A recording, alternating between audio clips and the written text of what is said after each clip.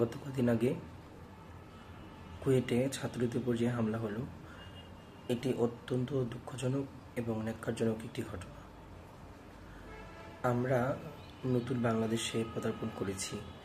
এখনও যদি বাংলাদেশের শিক্ষাঙ্গন থেকে রাজনীতি বের না হয়, ছাত্ররা পড়াশোনায় মনোযোগ না দিয়ে রাজনীতিতে হানাহানি মারামারি কাটাকাটিতে বেশি মনোযোগী হয়, তাহলে এদেশের ভবিষ্যৎ এমনিতেই অন্ধকার হয়ে যাবে।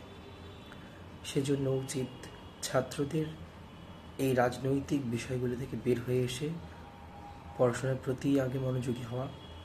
আর এই যে সহিংস ঘটনাগুলো ঘটছে, সেই ব্যাপারে সরকারকে, প্রশাসনকে অবশ্যই যথাযথ ব্যবস্থা নেওয়া উচিত বলে আমি মনে করি।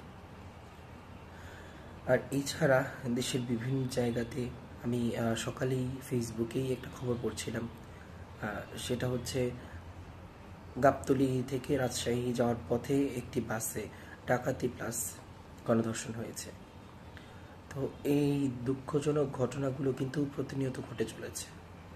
তো অবশ্যই আমাদের আইন শৃঙ্খলা রক্ষাকারী বাহিনী এবং প্রশাসনকে এ ব্যাপারে যথেষ্ট গুরুত্ব দিতে হবে। দেশের আইন শৃঙ্খলার যেই অবস্থা, সেটা কিন্তু অত্যন্ত নাজুক। এটাকে উন্নত করা অবশ্যই দরকার।